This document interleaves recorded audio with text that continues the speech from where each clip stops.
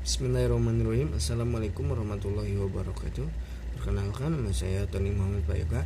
Saya mahasiswa Fakultas Hukum Universitas Sudia Kencana Cianjur dari kelas non reguler semester 2. Di sini saya akan menyampaikan kembali atau mereview kembali materi hukum pidana pertemuan kelima yang disampaikan oleh Ibu Profesor Dr. Haja Heni Nuraini SMA dan Bapak Asisten Dosen Dr. Muhammad Rendi Aridayandi SMA. Pertemuan kelima kali ini menyampaikan hubungan antar sebab akibat atau kausalitas atau causalitate. Tujuan dari ajaran sebab akibat yang pertamanya yaitu untuk menentukan hubungan antara sebab akibatnya, yang berarti menentukan ada atau tidak adanya tindak pidana. Dan yang kedua, untuk menentukan pertanggungjawaban seseorang atas suatu akibat tertentu yang berupa suatu tindakan pidana. Ajaran kausalitas merupakan unsur objektif dari tindak pidana karena terdapat di luar diri pelaku, yaitu yang berupa perbuatan. Dalam rumusan delik ditentukan adanya unsur akibat dari suatu perbuatan, maka untuk menentukan unsur perbuatan yang menimbulkan akibat itu dipergunakan ajaran sebab akibat. Dan yang kedua, ke teori-teori ajaran sebab akibat atau kausalitas. Yang pertama, teori conditio sine qua non, teori atau teori equivalensi atau teori syarat mutlak atau Bedingungssatzung. Berasal dari von Bury atau Jerman. Tiap syarat adalah sebab dan semua syarat mempunyai nilai sama, karena apabila satu syarat tidak ada maka akibatnya akan lain. Baik syarat positif maupun syarat negatif sama-sama sebagai penyebab timbulnya akibat, sehingga jika salah satu syarat tidak terpenuhi maka akibat kekonkretannya lain pula. Kebaikan teori ini adalah mudah diterapkan tetapi menimbulkan masalah karena terlalu luas lingkup berlakunya pertanggungjawaban pidananya. Kesulitan dari teori ini adalah terlalu membentang ke belakang sehingga tanpa batas. Yang kedua, teori individualisasi mengadakan pembatasan antara syarat dengan sebab secara pandangan khusus, mengindividualisasi atau yaitu secara konkret mengenai perkara tentu saja dengan mengambil pendapat sesudah kejadian atau post factum in concreto. Dalam menentukan akibat dari sebab dilihat dari rangkaian syarat itu, dilihat dari sendiri-sendirinya. Tokoh penganut teori individualisasi adalah Bickmeyer. Bunyinya itu sebab adalah syarat yang paling kuat. Kesulitannya adalah menentukan faktor yang paling itu apa ukurannya. Dan yang kedua, menurut Binding, sebab dari suatu akibat adalah faktor yang menahan atau negatif dari serangkaian faktor yang unggul atau positif. Yang ketiga, teori generalisasi. Teori ini melihat peristiwa sebelum kejadian atau ante factum atau in abstracto, yaitu serentetan syarat yang merupakan perbuatan manusia dapat menjadi akibat dari suatu peristiwa, yaitu dilihat dari perhitungan yang layak atau pengalaman hidup yang umum terjadi. Menurut teori ini harus dicari sebab yang sama atau adekuat untuk dapat menimbulkan akibat yang bersangkutan. Oleh karena itu, teori ini disebut teori adekuat. Bukan dari teori ini adalah keadaan atau kebiasaan sehari-hari dari kejadian yang muncul. Persoalannya adalah apa yang menentukan bahwa sesuatu sebab itu layak atau cocok untuk menimbulkan akibat. Untuk itu diperlukan ukuran yang didasarkan pada satu penentuan subjektif yang dianggap sebab adalah yang oleh pelaku dapat diketahui atau diperkirakan bahwa apa yang dilakukannya itu secara umum dapat menimbulkan akibat seperti itu. Jadi pandangan pengetahuan pelakulah yang menentukan akibat dari suatu sebab. Tokoh pandangan ini adalah von Kreis.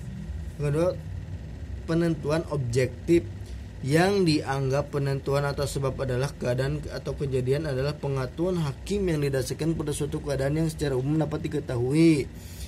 Teori kausalitas dari von Cris atau teori adekvat atau teori kausalitas adalah bukan teori kausalitas yang murni, karena yang menjadi ukuran sebab dari suatu akibat adalah pengetahuan pelaku yang dapat mengira-ngira atau membayangkan akan terjadinya suatu akibat. Contoh kasusnya seperti begini. Di kampung halaman saya di Cianjur Selatan tentunya banyak petani, dan ada juga pabrik-pabrik penggiring beras atau bahasa Sundanya disebutnya heleran lah. Jadi katakanlah orang tersebut adalah Pak Haji. Pak Haji kesehariannya itu suka membakar setumpukan jerami yang di pabriknya itu. Pak Haji adalah seorang pemilik pabrik, dan tanpa diketahui ada kejadian pencurian. Si pencuri tersebut mengumpat di dalam jerami, dan si Pak Haji tidak mengetahui bahwa ada orang di dalam jerami tersebut. Si Pak Haji yaitu yang berkegiatan sehari-harinya yaitu suka membakar jerami. Nah, oleh karena itu si Pak Haji membakar jerami tersebut, dan si pencuri otomatis langsung terbakar. Nah, pertanyaannya, siapakah yang salah? Jawabannya yaitu dari pencurinya.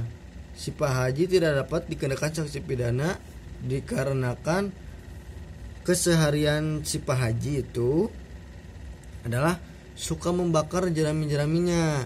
Jadi tidak dapat dikenakan sanksi pidana karena dari keseharian tersebut, dari si Bapak Hajinya suka membakar jerami, dan itu adalah ruang lingkup wilayahnya.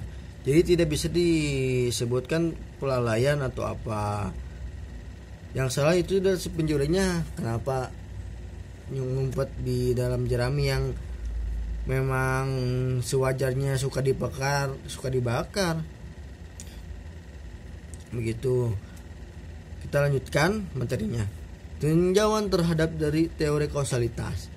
Dari teori-teori tentang kausalitas yang dianggap paling mendekati kebenarannya adalah teori adekvat atau teori kausalitas. Tetapi untuk menggunakan teori ini perlu mendapatkan penambahan, yaitu adanya unsur kesalahan dari pelaku dalam melakukan perbuatan atau kegiatannya. Oleh karena itu, teori dari von Cris ini dianggap sesuai dengan jiwa hukum pidana, yaitu dapat melindungi kepentingan hukum terhadap perbuatan yang hendak memperkosanya. Atas dasar itu, hukum pidana harus membuat pagar atau aturan terhadap tindakan pidana atau perbuatan yang mendatangkan kerugian. Kelemahan teori ini adalah terlalu banyak menggunakan istilah yang tidak terang atau kurang jelas, seperti kata-kata kadar, biasanya pengalaman manusia pada umumnya atau dalam lainnya. Selanjutnya, teori kausalitas dalam hal tidak berbuat muncul dalam delik omisi dan delik komisionis per omissionem homicida, yaitu delik yang dilakukan dengan cara tidak berbuat.